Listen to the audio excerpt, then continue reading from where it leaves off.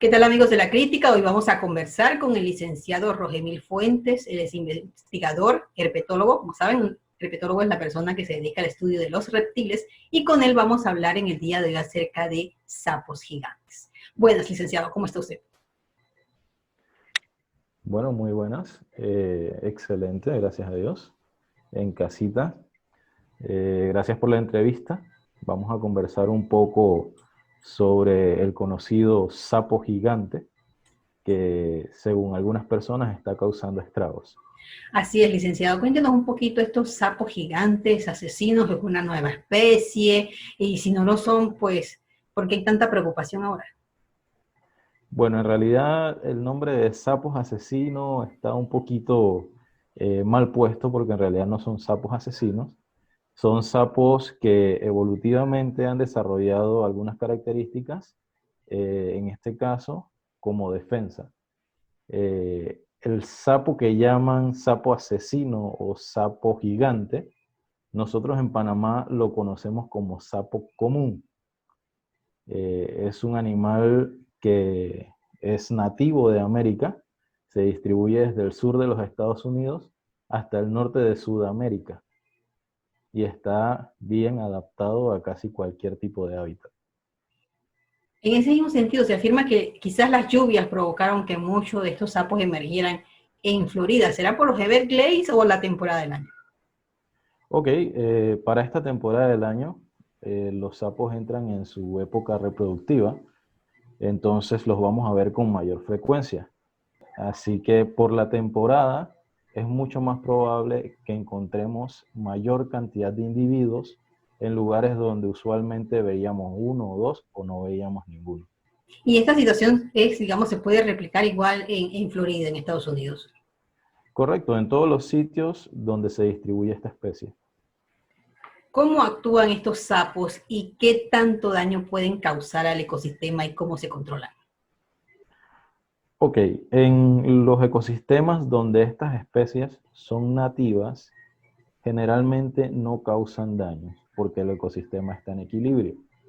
Pero en lugares donde la especie no es nativa y es llevada por alguna razón, por algún factor, se convierte en una especie invasora y puede ocasionar muchos daños. En su hábitat natural tiene depredadores naturales. En un lugar donde el animal no es nativo, puede no tener depredadores y puede comenzar a convertirse en una plaga o un problema. Específicamente estos sapos que han causado alarma en Estados Unidos, se dice que son venenosos, que si atacan a un niño inclusive pequeño o a una mascota, a un perro pequeño, lo pueden matar. En realidad, los sapos sí producen unas toxinas, se llaman bufotoxinas, y las producen en las glándulas parótidas, que son las glándulas engrosadas que tienen detrás de la cabeza, ¿sí? A nivel de lo que llamaríamos el cuello, tienen una de cada lado. Se produce como una secreción lechosa. En nuestro país, la gente dice que el sapo tira leche, Sí, lo he que es escuchado. uno de nuestros mitos. El sapo en realidad no tira leche. El sapo produce la secreción blancuzca, lechosa, que tiene las toxinas dentro, y eso es para que los depredadores se alejen. Entonces, en nuestras casas, nuestros perros o gatos, nuestros animales domésticos o mascotas, generalmente sienten curiosidad por estos animales. El sapo no lo ve como curiosidad, lo ve como una amenaza. Entonces el sapo comienza a secretar esa sustancia. El perro o el gato muerde el sapo y la sustancia entra a su boca. Ahí es donde se da la intoxicación. La sustancia sí puede matar a un animal doméstico. No hay casos reportados en humanos. Eh, y para esas intoxicaciones tenemos remedios de la abuela, como diríamos nosotros, remedios caseros. Con los perros generalmente se le lava bien la boca con agua y luego le damos una mezcla de miel de abejas con leche para contrarrestar la intoxicación. Y de hecho, yo lo he hecho y ha funcionado bastante bien. ¿Qué tamaño tienen estos llamados sapos gigantes para que sean considerados como tal, si son una subespecie de lo que, por ejemplo, conocemos aquí en Panamá? Ok, llegan a crecer bastante. De hecho, tengo un amigo que tiene una fotografía, un amigo que estudia ranas también allá en el Valle Antón. Tiene una fotografía donde tiene el sapo sujetado con las dos manos. O sea que sí crecen bastante. Entonces, este tipo de animales se adaptan muy fácil a algunos tipos de hábitat y es muy frecuente encontrarlos en el plato de la comida del perro, porque pueden desarrollar un gusto por las purinas, por lo que llamamos bolitas de alimento de perros, y comienzan a alimentarse de eso. Y también desarrollan un apetito con las personas que le echan el arroz y la carne y estas cuestiones a los perros, pues a ellos también les resulta atractivo y comienzan a alimentarse de eso. Entonces se crea una dependencia y los animales ya dejan de buscar sus presas naturales y dejan de hacer su función como controladores de insectos y comienzan a comerse la comida de las mascotas.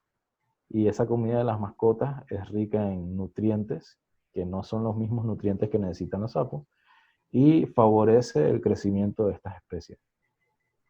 O sea que en Panamá tenemos este tipo de especies. Así es, y es muy común y hemos convivido con ella desde toda la vida. Pero entonces, esto de que hablan las informaciones que nos llegan a nivel internacional, de que su veneno puede causar ceguera, de que puede causar dolores de cabeza, ¿es cierto? Ok, las toxinas, no lo llamamos veneno, lo llamamos toxinas. Ujú. En este caso, si ustedes lo tocan, tocan las toxinas, no tocan el cuerpo del animal, porque de hecho nosotros al momento de estudiarlos, los tocamos y luego nos lavamos las manos y no pasa nada. Pero si están en contacto con la secreción que lleva las toxinas y luego no tienen precaución y se meten la mano a la boca o se tocan los ojos, entonces sí van a tener algunas consecuencias. Una es la ceguera temporal. La otra es una intoxicación digestiva que te va a producir náuseas. Puedes vomitar por la intoxicación. En ese caso, ¿qué sería lo recomendable? Para un ser humano, ir al médico. Eh, el doctor te va a ayudar a resolver el problema. No debemos utilizar la medicina alternativa o quedarnos en casa esperando que pase, porque no sabemos cómo vamos a reaccionar. Todos los cuerpos son distintos y no todos reaccionan de la misma manera a una misma toxina. Entonces, lo recomendable para los seres humanos es ir al médico. Lo recomendable en el caso de los animales, lavar la boca, si pueden darle el remedio ese de leche y miel, se le puede dar y atenderlo en un veterinario. Además del tamaño considerable en comparación con las especies que normalmente vemos en nuestros jardines, ¿tienen alguna otra diferencia estos llamados sapos gigantes con los que conocemos comúnmente? Es que en realidad estos sapos gigantes son los sapos que conocemos comúnmente. La especie se llama Rhinella horribilis, porque el nombre lo dice, no son tan bien Son parecidos, horribles.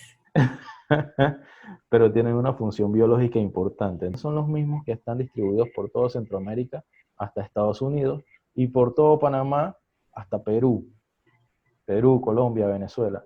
Estos países todos tienen la misma especie, con nombres diferentes. Nosotros le llamamos sapo común, en Norteamérica le dicen sapo gigante, en Australia le dicen sapo de caña, pero sigue siendo la misma especie. Nosotros, para evitar ese conflicto de nombres comunes, utilizamos el nombre científico, que es universal.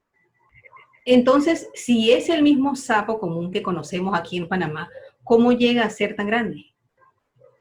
Ok, individuos dentro de la misma especie pueden desarrollar un poco más de tamaño, pero al final el nombre de sapo gigante depende del concepto de la persona que lo observa. La perspectiva del observador es importante en ese aspecto. Una persona que nunca ha visto un sapo más grande que cualquiera de estas ranitas comunes y de pronto ve el sapo común para nosotros, el sapo gigante para ellos, va a quedar sorprendida del tamaño. Pero aquí en Panamá, de hecho, tenemos una especie que también es bastante grande, le llaman sapo toro. Algunos grupos religiosos han relacionado este animal con un aviso divino. Usted como experto, ¿a qué lo relacionaría, digamos, esta proliferación excesiva que se está reportando en Estados Unidos?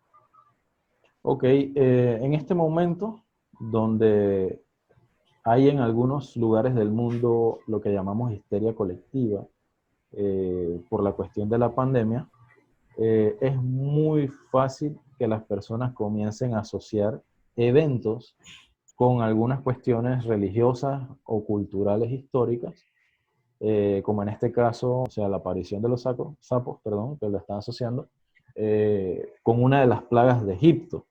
Es posible, sin querer entrar en controversia con la parte religiosa, que esos sapos, esa especie de sapos, estuvieran en su época reproductiva, como de hecho ha pasado en este preciso momento con el sapo común.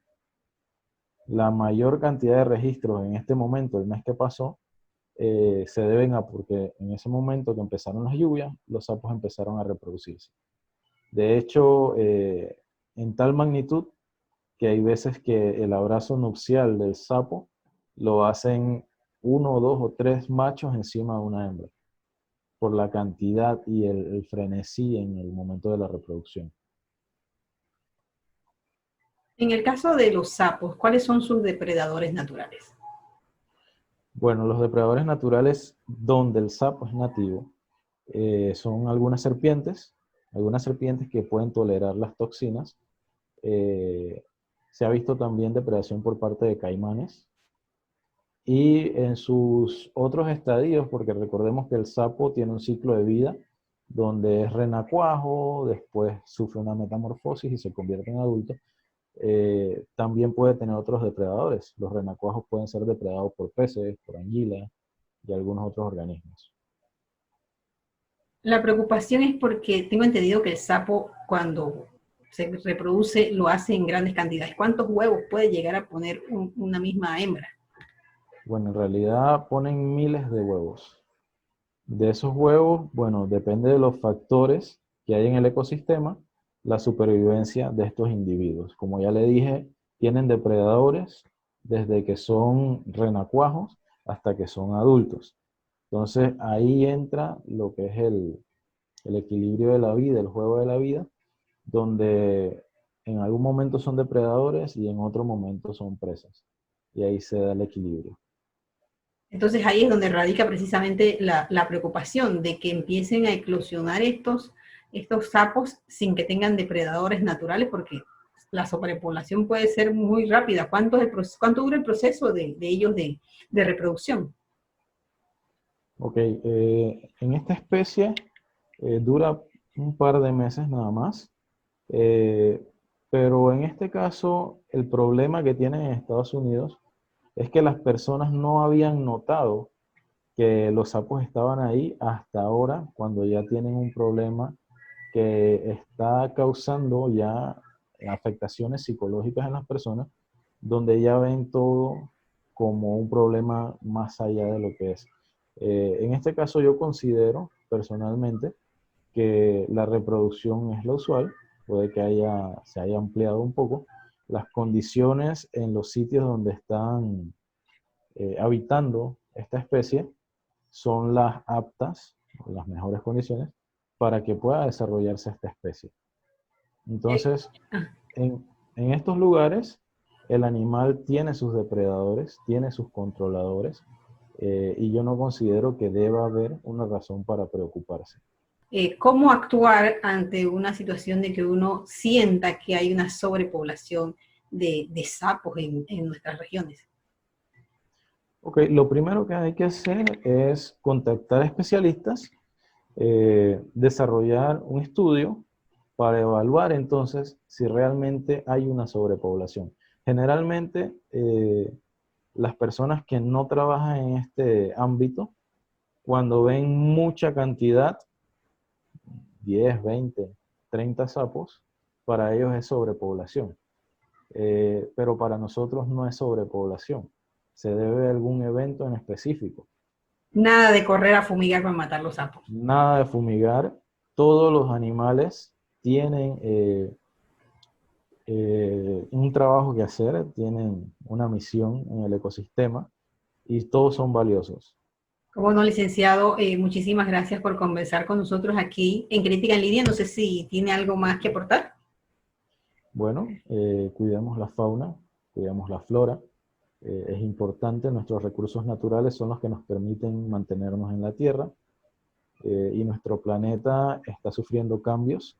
En este momento, con la pandemia que tenemos, que todo el mundo tiene que mantenerse en casa, pocos vehículos están en circulación, la contaminación ha disminuido, los ecosistemas se están empezando a restaurar y especies que no se veían se están empezando a registrar. Entonces, ese es un mensaje bien fuerte que nos está enviando nuestro planeta para que nos demos cuenta del daño que estamos haciendo nosotros los seres humanos al deteriorarlo, ¿sí? En la evolución, todos los animales se adaptan al medio, se adaptan a las condiciones y pueden sobrevivir. Nosotros, los seres humanos, somos los únicos que adaptamos el medio a nosotros. Nosotros somos los únicos que modificamos el entorno para hacerlo útil para nosotros. Entonces, les dejo ese pensamiento y muchas gracias por la oportunidad. Cómo no, que tenga usted buen día. Igual, muchísimas gracias.